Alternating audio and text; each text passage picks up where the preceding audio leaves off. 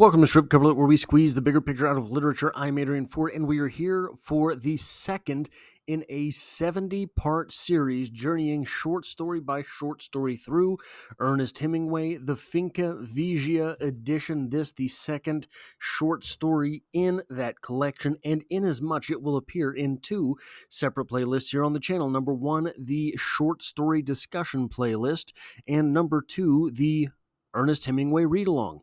So what we have here in the capital of the world, I will have a quick recap of the story, then the literary analysis followed by the sort of writer's corner section of the story, which I am doing for this series, in which we look at some of the things that we can learn as writers from this Ernest Hemingway short story. So what happens here in the capital of the world? Well, Paco is a hard-working young man whose sisters have gotten him a job as an apprentice waiter, where he loves serving the bullfighters. There's bullfighters in all the time. Now, they're second-rate bullfighters, but it's a second-rate hotel, so that kind of works out. Upstairs, one of the matadors tries to get with Paco's sister. When she rejects him, he sends her away. Downstairs, a young waiter is mad at an older waiter for not being a good revolutionary. Oh no, I think I went too far. So there is political tension going on in this story as well. And we don't get a whole lot of that, other than just to say that it is dolloped on top of all of the other strife that is striking these people on a daily basis. The revolutionary leaves, and Paco and the older waiter clear the empty dining room and share some wine with the dishwasher. The older waiter then leaves, and the boys start roughhousing in the empty cafe, and they get around to playing Matador when Paco says that he thinks he could be a matador, and Enrique says, well, everyone thinks that, but once the danger is there, your tune changes quickly. And Paco says, nope, I could do it. And they start by fixing knives to a chair. Enrique tries to convince Paco not to play once he has the knives in place. He realizes how dangerous and stupid this is. And very shortly into their play, Paco does not move fast enough, and the knife sinks into him, his lower belly, cutting him open with hitting the femoral artery, I guess. And the knife sinks into him, causing him to spill a pool of blood immediately. Enrique says he will go to the doctor, but Paco tells him, you better let the priest know as well. And this goes on until we get this quote here on what was for me the penultimate page of the story. But Enrique was running down the called San Geronimo to the all-night first aid station, and Paco was alone, first sitting up, then huddled over, then slumped on the floor, until it was over, feeling his life go out of him as dirty water empties from a bathtub when the plug is drawn. He was frightened, and he felt faint, and he tried to say an act of contrition, and he remembered how it started, but before he had said as fast as he could, "Oh my God, I am heartily sorry for having offended thee, who art worthy of all my love, and I firmly resolve." He felt too faint, and he was laying face down on the floor, and it was over very quickly. A severed femoral artery empties itself faster than you can believe. So that is the short story. So what do we have as far as literary criticism is involved in this story? The first thing that I think is necessary to point out is early in the story, we have very long rundowns of what the matadors do, who the matadors are, how they have failed, etc., etc. Now, this is not important to you and I. We don't really care. We're not there with these matadors. They could just be called matadors, and most of the story would get across to us in the same type of fashion. But it is not important to us. It is important to Paco.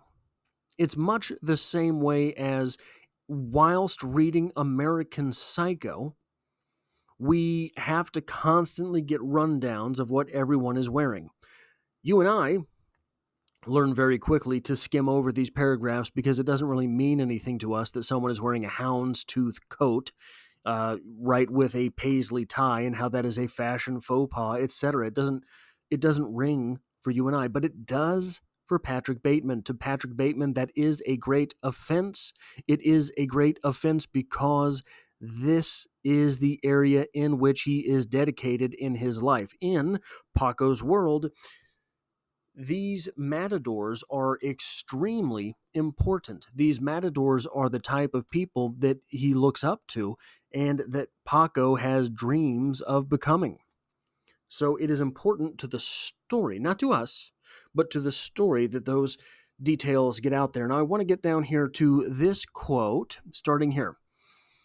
"Take this," the middle-aged waiter said, and poured a glass of the Valdepeñas and handed it to him. "Why not?" The boy took the glass. "To Paco?" the older waiter asked. "Thank you," said Paco. The three of them drank. Valdepeñas means of the rock. So here we have three men drinking the wine of, or Valdepeñas means valley of the rock, pardon me. So here we have three men drinking the wine of Valdepeñas, the wine of the blood of the rock. The wine, or the blood, right? We have that religious overtone, blood being wine. These men are gathered drinking the blood of the valley of the rock. So Deuteronomy 32:4 says, quote, He is the rock. God, Christ, is the rock. His works are perfect, and all his ways are just. A faithful God does no wrong. Upright and just is he. So here we have these men drinking the blood of the rock. Three men together drinking the blood of the rock. It is very easy to say that the older waiter is the father, that Enrique would be the son, and by the end of the story, Paco becomes the Holy Ghost. The number three is in all sorts of religious scenes, so I don't think that there is any real question as to whether or not what Hemingway is doing here is setting up some type of overt religious signal. And down here, shortly after, we get this. He went out, he being the older waiter, he went out, and they were alone. Paco took a napkin one of the priests had used, and standing straight, his heels planted, lowered the napkin, and with the head following the movement, swung his arms in the motion of a slow, sweeping Veronica. He turned and advanced his right foot slightly, made the second pass, gained a little terrain on the imaginary bull, and made a third pass, slow, perfectly timed, and suave. Then gathered the napkin to his waist and swung his hips away from the bull in a media Veronica. Now, here is something interesting. We already have a bit of a religious scene set up. The three men drinking the blood of the rock. The kitchen is closed, so you can't really smell what is cooking. But we have Paco grabbing the napkin and performing a Veronica. Now, what is a Veronica? In bullfighting, a Veronica is A pass in which the cape is swung slowly away from a charging bull while the matador keeps his feet in the same position. Toro, Toro, you know what you know what that is. You've seen that. If you know anything about bullfighting, and you do because you are in culture, you know what a bullfighter does. That is a Veronica. However, in the Catholic religion, Veronica is close. There is a Saint Veronica.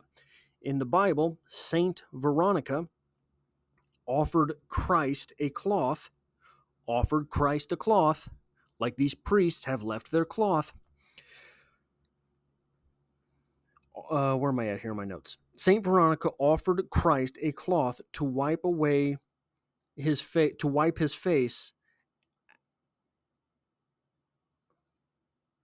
I don't know what I've put in my notes here, but Saint Veronica offered Christ a cloth to wipe his face. I believe it was either on the way to the crucifixion or after the crucifixion. I believe it was on the way well, he wouldn't have been taking that cloth after the crucifixion for a couple days, I suppose. But on the way to the crucifixion, Saint Veronica came out of the crowd and offered Christ a cloth to wipe his face. That is a Veronica. A Veronica is the sacred relic in Catholicism of a cloth. It is a bullfighting move in which the cloth distracts the bull. So we have an interesting dichotomy set up here between what the Veronica is.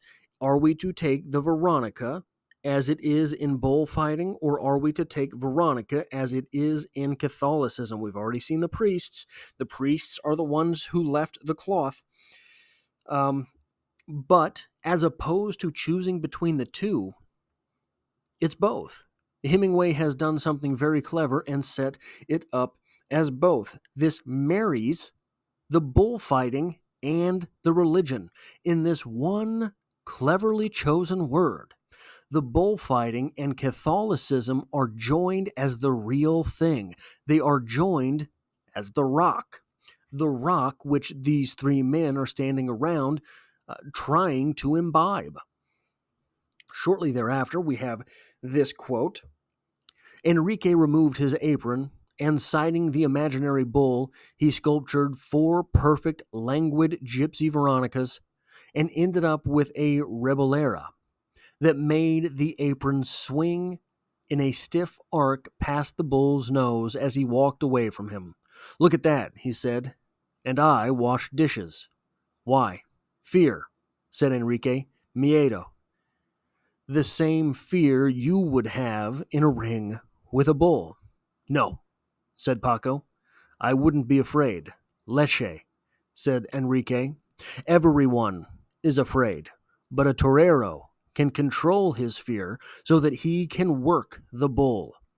I went in an amateur fight, and I was so afraid I couldn't keep from running. Everyone thought it was very funny. So would you be afraid? If it wasn't for fear, every bootblack in Spain would be a bullfighter. You, a country boy, would be frightened worse than I was. No, said Paco. So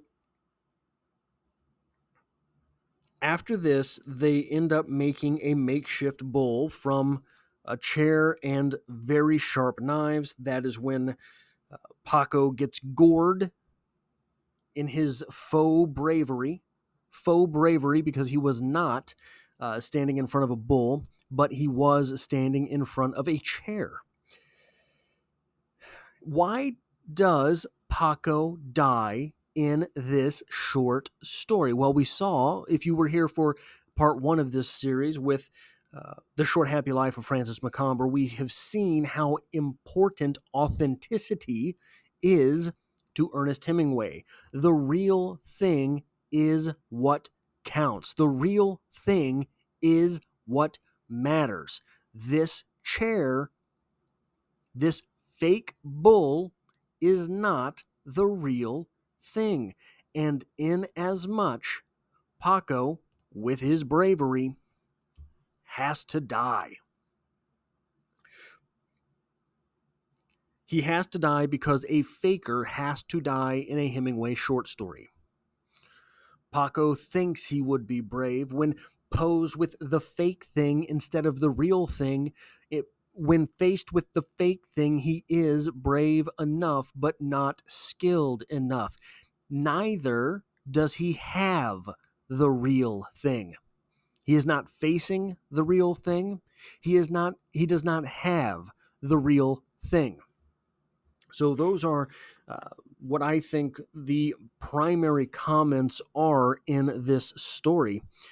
There's also a strange little thing with the double entendre with the shopkeep owner here. Where are we? The owner of the shop is laying with a bolster between her legs. Now, a bolster is sort of like a pillow, but a bolster is also, in the verb form, means to gain confidence. You bolster your confidence, right? It is sort of a fake confidence. I can't find it while I'm looking here, but she is laying with a bolster between her legs. Bolster, again, being both a pillow and a false confidence because she is missing her husband. So that oblong pillow between her legs is a fake confidence that she is trying to obtain from. She prays for her husband. It's towards the end of the story here. I can't find it. Uh, Either way, it's just an interesting little thing to look at in this short story because we have what I believe to be the main. Here we go. I think we're in here. I can't find it. Anyway, it doesn't matter that much to the actual story, but it's interesting nonetheless because we're dealing with two double entendres. Another thing that just sort of on a literature level, not a lit crit level, but a literature level, is that we have all of these people being upset by the movie they're watching. There's the famous actress in the movie.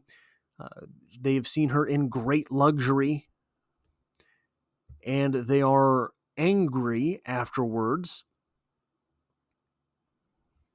The Garbo film. They're angry at the Garbo film afterwards because they've only seen this actress in luxury. The fake thing is not living up to expectations. These people are upset at the quality of a movie while Paco bleeds out on the floor. His sisters, they don't know about it, of course, but it's just one of these little literature moments where we understand a greater truth by seeing a smaller tragedy that is fake. Now, on to the writer's stuff here. Way up early in the story, we get this phrase. He was a well-built boy with very black, rather curly hair, good teeth, and skin that his sisters envied. And he had a ready and unpuzzled smile. Now, unpuzzled, I'm really not sure how I feel about this word choice.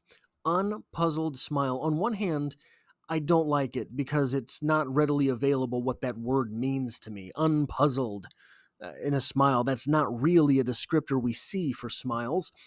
It translates to me sort of as an unfailing confidence, right? Someone who is unpuzzled in their smile knows to themselves why they are smiling. Someone who has a puzzled smile does not really necessarily understand what is going on. But an unpuzzled smile does not necessarily state that you understand what's going on, just that you think you do. It is an unpuzzled smile, not an all-knowing smile. On one hand, I don't like this because there is so much ambiguity there. On the other hand, I do like this because I have to think about it. I have to figure that out. And then we get this Decorum and dignity rank above courage as the virtues most highly prized in Spain. Now, if we have to give Ernest Hemingway credit for anything, it's that he can give you a quote.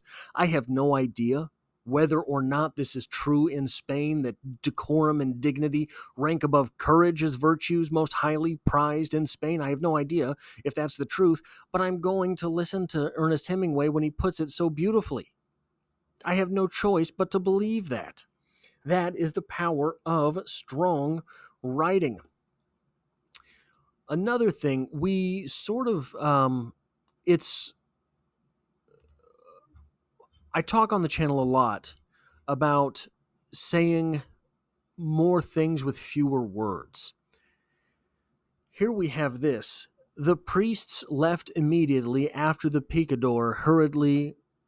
The priests left immediately after the picador, hurriedly conscious of being the last people in the dining room.